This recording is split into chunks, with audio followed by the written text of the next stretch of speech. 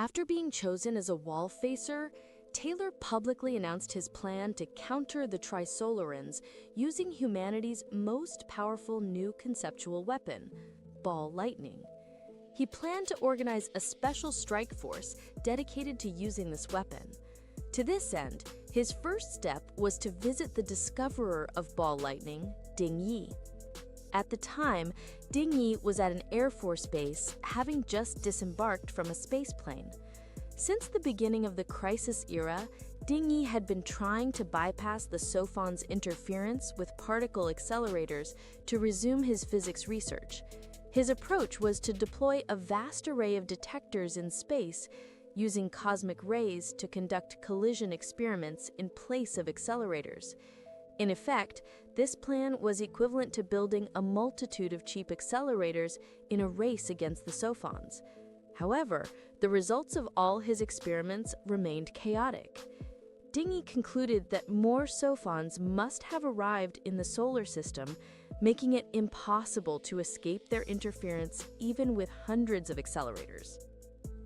Taylor hoped that Ding Yi would assist him with his research into ball lightning weaponry. Ding Yi was not optimistic about the idea.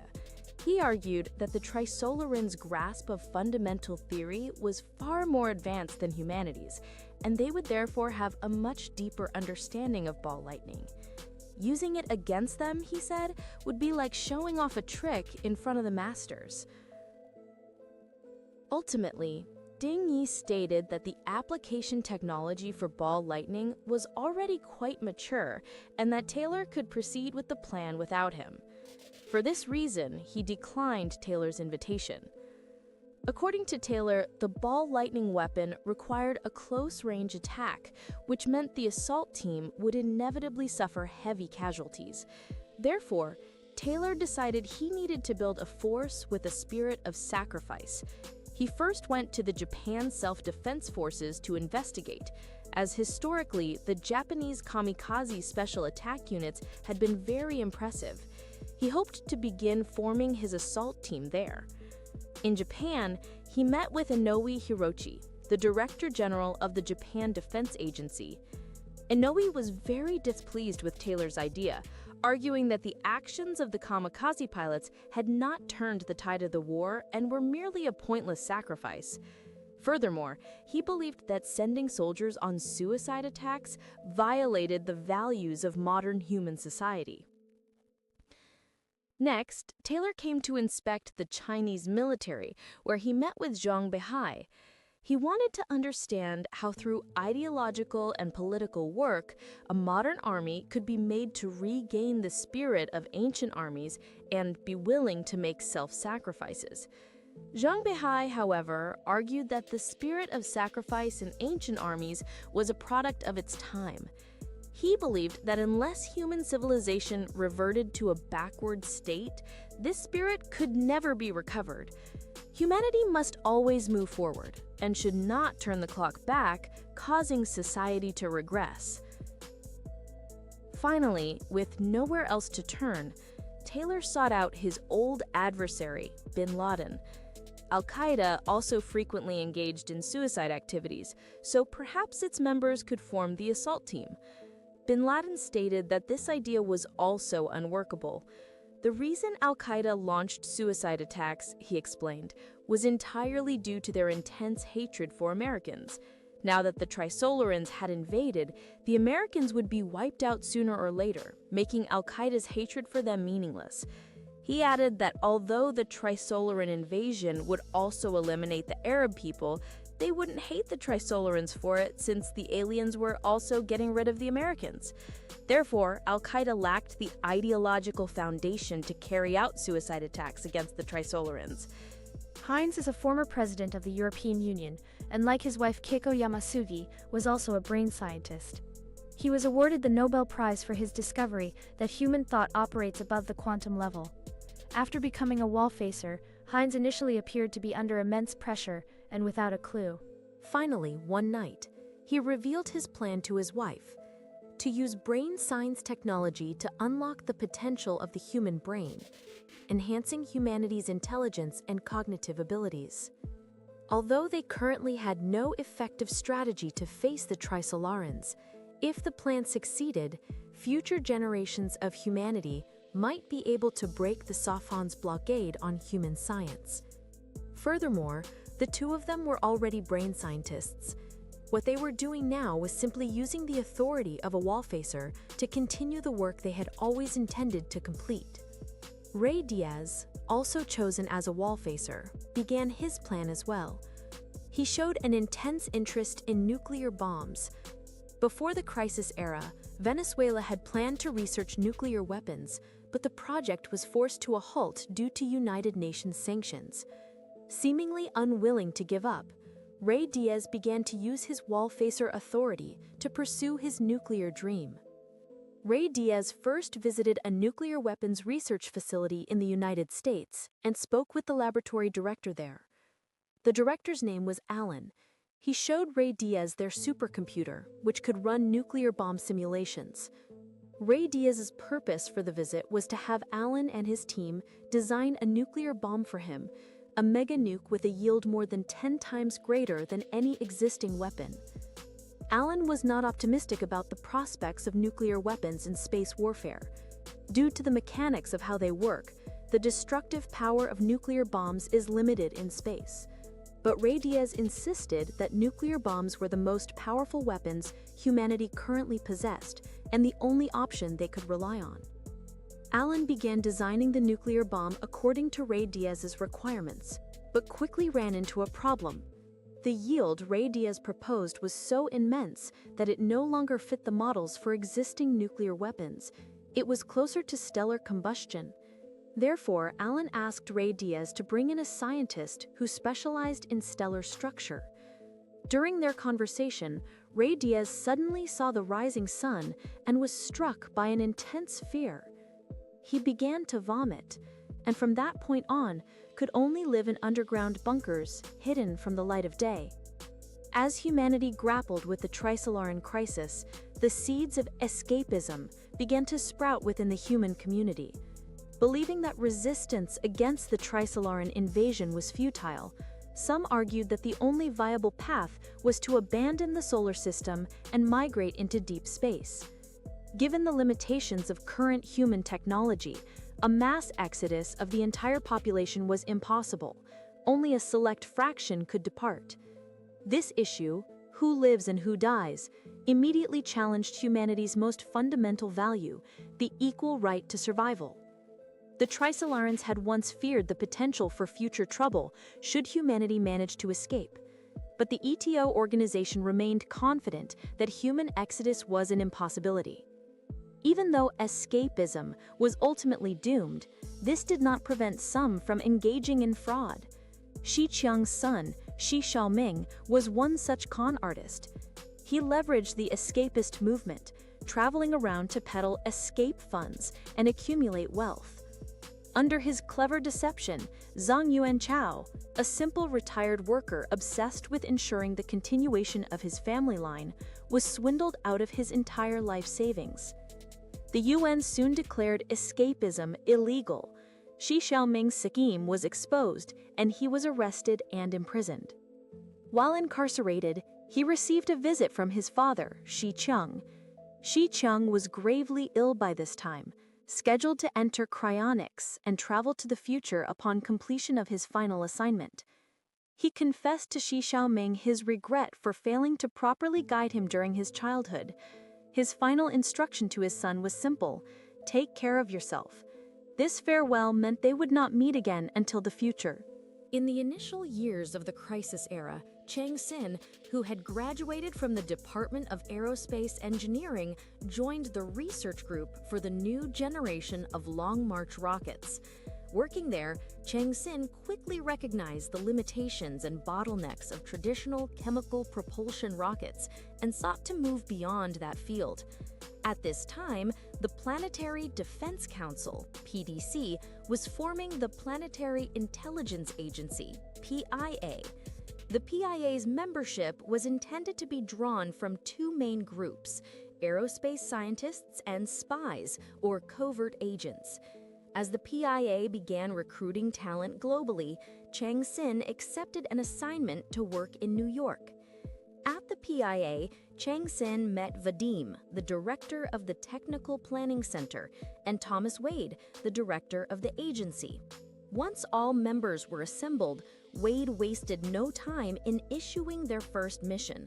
They aimed to launch a probe toward the Trisolaran fleet.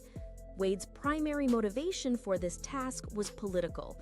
Being the first to make contact with the approaching fleet would significantly elevate the PIA's political standing. Launching the probe, however, faced considerable difficulties, primarily concerning velocity. At existing speeds, a probe might take tens of thousands of years simply to leave the solar system.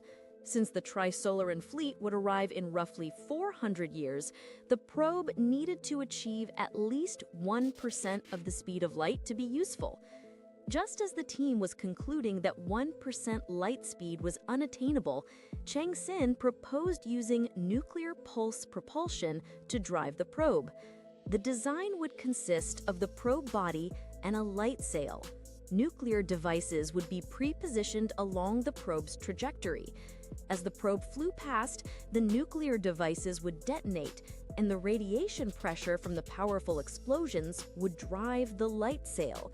This miracle through brute force would accelerate the probe to 1% light speed. Although the probe could achieve 1% light speed, its mass became the next critical problem. Initial estimates, accounting for necessary instruments and a return antenna, placed the weight at around 1 ton. Subsequent experiments, however, indicated that achieving the desired velocity required the probe's mass to be under 200 kilograms. Such a minuscule payload made effective reconnaissance almost impossible.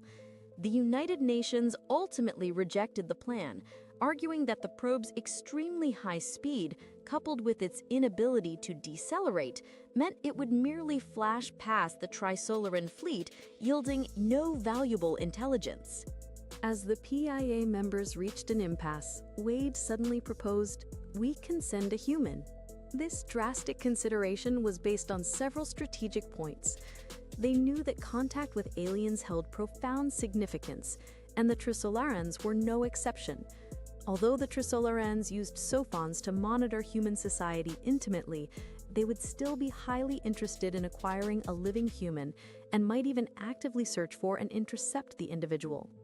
Furthermore, the Trisolarans were known to be deficient in strategic thinking. Sending a living person, even one they knew was a spy, would allow that individual to use their human intelligence to engage in a conflict of wits. Wade's suggestion revitalized the project. Human hibernation technology was already mature and could be utilized to allow the deep cover spy to spend the long journey asleep. However, Chang Sin and her colleagues' inspection of the necessary hibernation equipment threw the project into crisis once more. Hibernation required a controlled environment around -50 degrees Celsius. Since space temperature is near absolute zero, constant heating and life support systems were required. The total weight would easily exceed 100 tons. Chang Sin then had a sudden flash of inspiration. We don't need to send a living person. We can send a corpse without any life support apparatus. If Trisolaran science was sufficiently advanced, they could receive the body and resurrect the person, achieving the same result as sending a living human. This revised proposal was submitted to the UN. On the very day the proposal was reviewed, the UN announced the Wall Facer project and the 4 wall facers. Personnel involved in the staircase program waited outside during the deliberation. It was then that more unfortunate news arrived. NASA's simulations of several in-space nuclear pulse experiments concluded that the payload limit remained too strict. It was impossible to launch even a corpse. They could accommodate half a kilogram of material. Facing this devastating setback, Chang Sin lost the will to continue.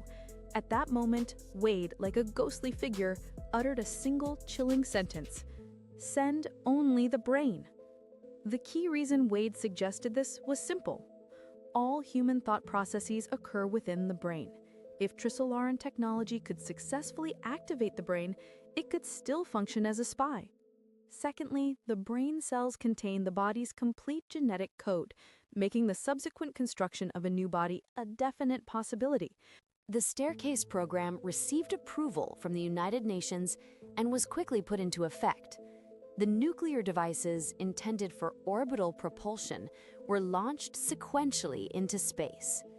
However, the selection of the human candidate for the Staircase program proved profoundly problematic. First, the candidate, intended to act as an interstellar spy, required not only strategic acumen and personal integrity, but also an indispensable foundation of scientific knowledge and literacy. Second, the candidate had to donate their brain. Given Earth's current technology, the surgical removal of a living brain meant certain death. Thus, the candidate had to be a willing sacrifice. Finally, once the Trisolarans possessed the brain, there was no telling what horrific, inhumane experiments they might conduct. Since the pain centers in the brain would remain functional, the suffering inflicted would be immense. Consequently, few normal individuals would volunteer for such a mission. The PIA thus began lobbying for euthanasia legislation in various nations, hoping to recruit potential volunteers from among the terminally ill. Our own nation subsequently passed this legislation as well. Meanwhile, Thomas Wade was plotting the murder of Vadim. Vadim was indeed an exceptionally qualified candidate, possessing both intelligence capabilities and a scientific background. Vadim was aware of his suitability, but being a normal man with a wife and children, he was unwilling to face certain death. This unwillingness sometimes caused him deep self-reproach.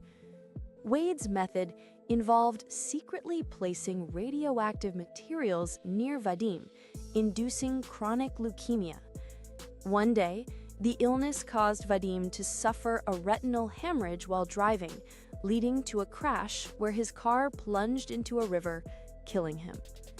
Tragically, because his brain had been submerged for too long, it was rendered unusable for the mission. Cheng Xin and Vadim maintained a very close relationship. Within the PIA, he had been a mentor to her and a friend.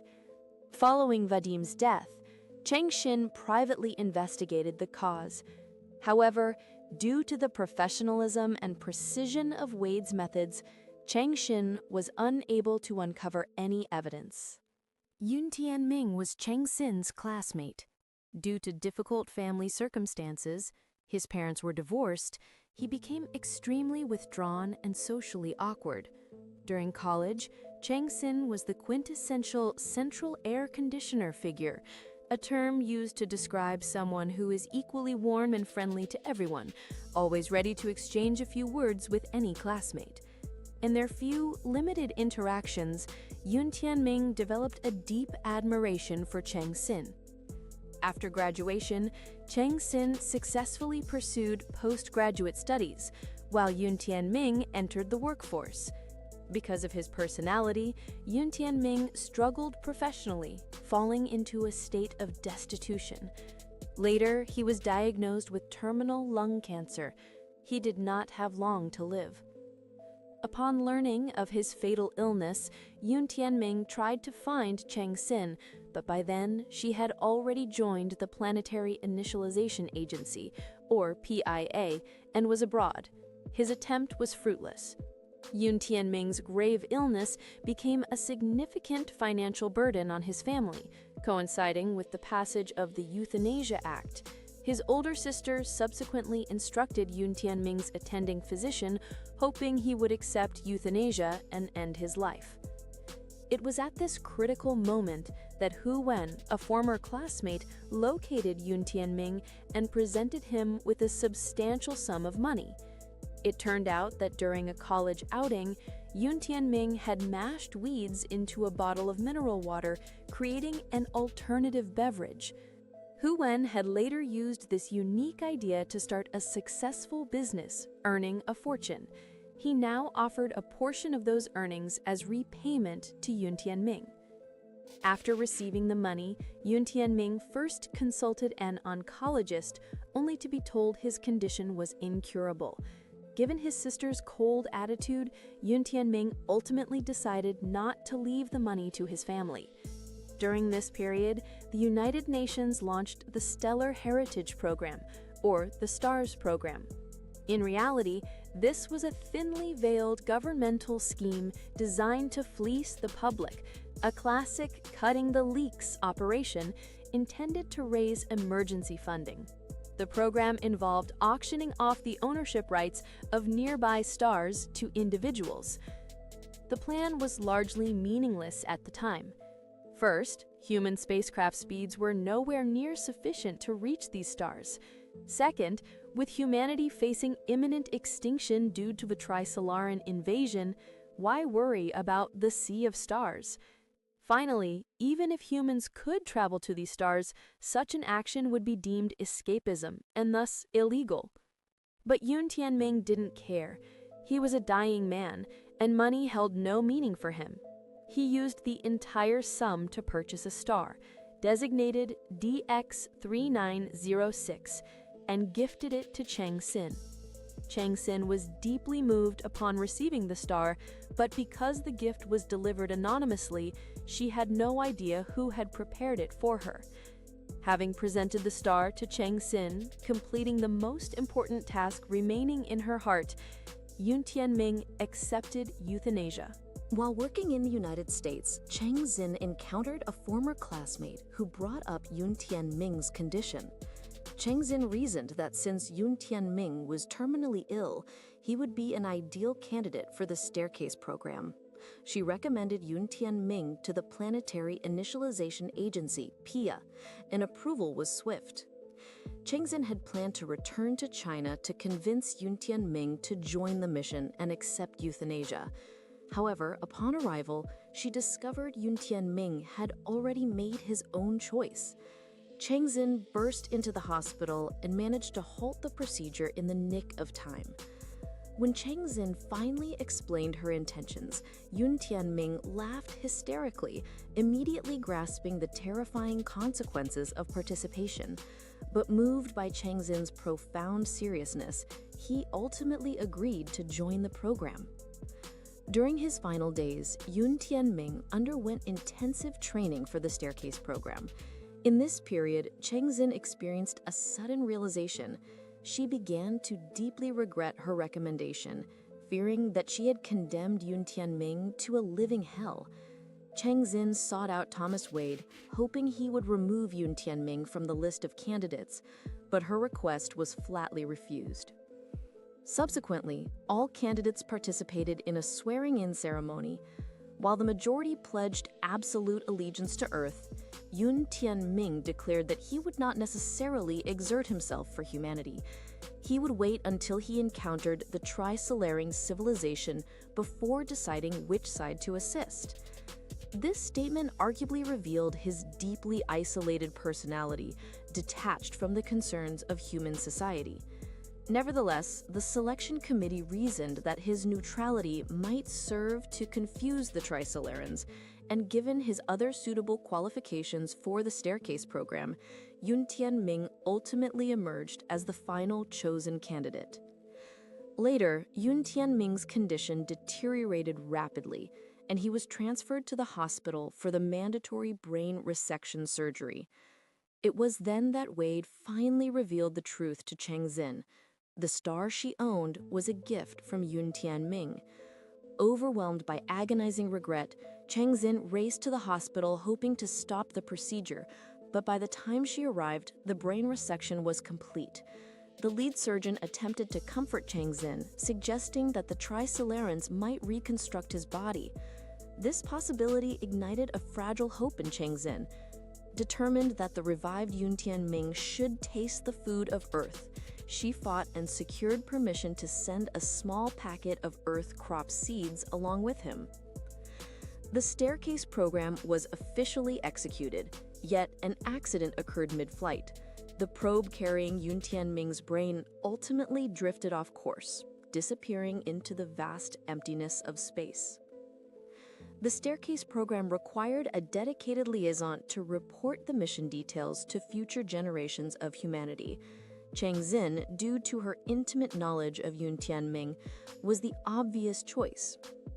In reality, with the probe having gone astray, there was no longer any practical need for Chang Xin to undergo hibernation.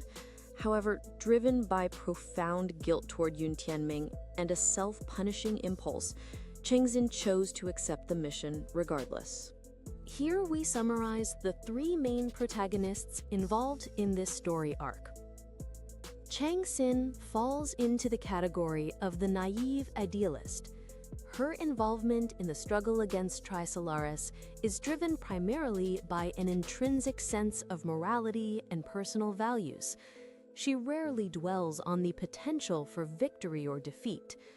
Operating under this worldview, she knew that sending a brain to Trisolaris might lead to a terrifying fate, yet she believed it was the duty of a person dedicated to the Earth, especially someone with no hope of survival, and perhaps even an opportunity for rebirth if captured by the Trisolarians. She consistently holds humanity to an impossibly high standard, expecting everyone to possess the virtues of kindness and self-sacrifice. She thus assumed Yun Tianming would share this viewpoint. Consequently, Chang Xin initially recommended Yun Tianming without any psychological burden. However, following the death of Vadim, she began to recognize the inherent cruelty of the Staircase program and started to regret her recommendation. When she learned that the stars were a gift from Yun Tianming, her regret curdled into crushing guilt and a profound need for self-punishment. This state of mind became the driving force behind her subsequent actions, including entering cryosleep and running for the swordholder position. It is crucial to remember that entering cryosleep and stepping into the future was itself a cruel choice, signifying a painful separation from parents and loved ones, and leading her into a future that, under the threat of the Trisolarian invasion, felt like an apocalypse. In short, all of Chang Xin's later actions were attempts to alleviate her immense culpability through acts of self-flagellation. Due to his formative experiences, Yun Tianming is emotionally deprived and acutely sensitive. This sensitivity was immediately evident when Chang Xin presented him with the plan. He instantly recognized the danger and suspected that Chang Xin might be exploiting him. Yun Tianming's first instinct is always to see the darker side of human nature. Yet, precisely because of his emotional deprivation, when he saw Chang Xin's solemn attitude, he recalled that she was the only person who had ever shown him genuine care. Therefore, for Chang Xin, and for the sake of that single memory of kindness, he chose to join the plan. If we were to generalize Yun Tianming's attitude toward people, he likely holds a deeply pessimistic view of human society, but Chang Xin remains his sole attachment. He may not be willing to defend humanity, but he is willing to safeguard Chang Xin. His experiences in the Trisolarian world are never fully described, but it is highly probable that he was instrumental in the Trisolarian counterattack, an action that reflects his alienation from human society. Later, when he leaked intelligence to Earth, it was arguably not intended to save humanity, but rather to protect Chang Xin. Wade's personality can be summarized by Vadim's own description. He is a domineering sadist who derives pleasure from the mental anguish and suppression of others. This trait explains why he deliberately delayed revealing the identity of the person who bought the stars for Chang Xin. While Wade possesses an aggressive, ruthless, and somewhat warped psychological profile, he acts as a ferocious combatant in the overall defense plan, fighting and advancing by any means necessary. This uncompromising, survival-focused drive is paradoxically the very quality a civilization requires to survive. Dr. Ringer was the director of the Hubble 2 project. Due to the Tri-Solaran crisis, the Hubble telescope, originally intended for astronomical observation, had been requisitioned by the military. Furthermore, the military dispatched General Feroz, an emissary with virtually zero knowledge of astronomy, to join the project team. These actions deeply displeased Dr. Ringer, who had always been dedicated to utilizing the Hubble for pure astronomical science. After the Hubble 2 telescope was launched and underwent its initial calibration, General Feroz insisted that Dr. Ringer point the instrument toward the Tri-Solaran system for its first observation. Dr. Ringer argued that this was completely meaningless, as the telescope lacked the necessary resolution to see anything substantial, and arbitrarily changing the telescope's orientation would waste precious maneuvering fuel. General Feroz, however, had leverage over Dr. Ringer. It turned out that Ringer and two other researchers, in an attempt to impress their girlfriends, had scandalously used the Hubble telescope to take high-resolution glamour portraits. With no recourse, Dr. Ringer was forced to comply with the general's demand. The telescope was aimed at the Tri-Solaran system. The resulting images, astonishingly, captured over 1,000 brush-like streaks. Scientists immediately analyzed the data, definitively concluding that these were shock traces generated by the Tri-Solaran fleet passing through interstellar dust at incredibly high velocities, speeds that reached 100 times the third cosmic velocity. This discovery not only solidified the stark reality of the Tri-Solaran invasion, but also extinguished humanity's last remaining illusions. This is a fascinating section of the narrative, highlighting the ethical compromises and psychological toll inherent in the Wallphaser project. 5 years had passed from the commencement of the Wallphaser project. During this period, the Wallphasers had been elevated to the status of saviors, fueled by humanity's desperate expectations. It was at this critical juncture that Taylor's Wallbreaker revealed himself. Taylor's Wallbreaker quickly exposed the true objective of the Wallphasers' plan, the Quantum Ghost Army. As we have discussed, when entities like humans, beings that possess self-awareness and the capacity for self-observation, are struck by the ball lightning weapon, they are briefly rendered into a quantum spectral state. This state is theoretically immortal. Taylor intended to exploit this, forming an assault team that would be intentionally targeted by the ball lightning weapon just before engaging the Tri-Solarans, transforming them all into quantum ghosts to fight the enemy. The most critical aspect of this plan was the selection of the assault team personnel. Firstly, this was fundamentally a suicide unit, demanding an absolute spirit of sacrifice. Secondly, due to the need for absolute secrecy, these soldiers would be killed without their knowledge. There would be no time for ideological or political indoctrination.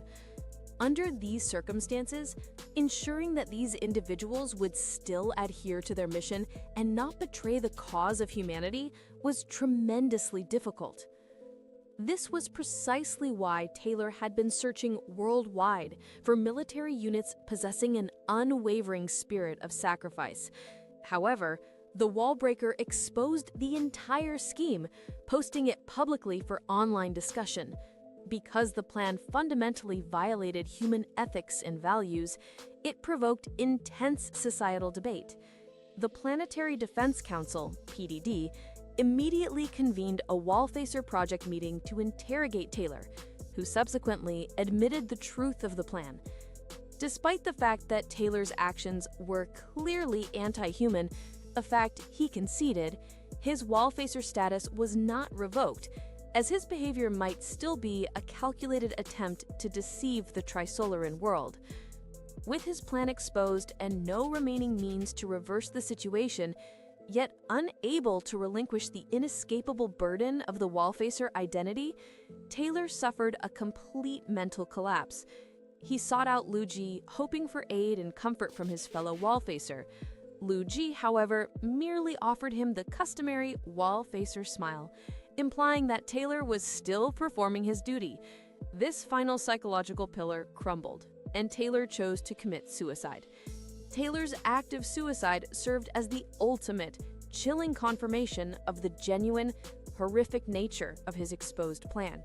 To briefly evaluate Taylor's plan, among the 4 Wallfacers, Taylor was essentially a placeholder.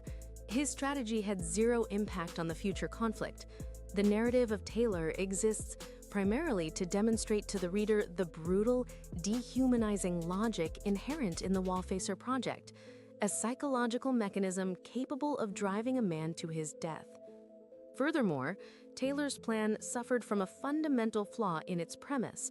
It was impossible to confirm the extent to which the Ghost Army could interfere with the physical world. Based on the descriptions of the ball lightning phenomenon, this interference is extremely limited, perhaps only allowing residual information to persist. Lin Yun, benefiting from a kind of narrative privilege, was able to leave behind a poignant memory. Expecting a ghost army to actively participate in warfare and massively intervene in our reality is fundamentally unrealistic. Taylor's disastrous failure placed the Wallfacer project under immense scrutiny and pressure. A plan that had demanded such enormous resources had proven utterly futile. Worse, it had cultivated an anti-human Wallfacer and strategy. This outcome was simply unacceptable to a significant portion of the global population. While Taylor's project collapsed, the remaining 2 Wallfacers were also encountering severe limitations. Heinz, intending to enhance human intelligence, required real-time scanning and analytical processing of the human brain structure. Ray Diaz, having completed the conceptual design for his super-large hydrogen bomb model, required massive computational power to calculate its effects. Both endeavors, however, were paralyzed by a severe computational bottleneck. The sheer volume of data and calculations required exceeded the capability of contemporary computer systems. Heinz and Ray Diaz both chose to enter hibernation, awaiting the emergence of necessary technological advances. Given the intense public pressure surrounding the Wallfacer project, allowing the remaining 2 Wallfacers to enter cryosleep, thereby temporarily suspending their project, also served as a necessary political concession and a public accounting.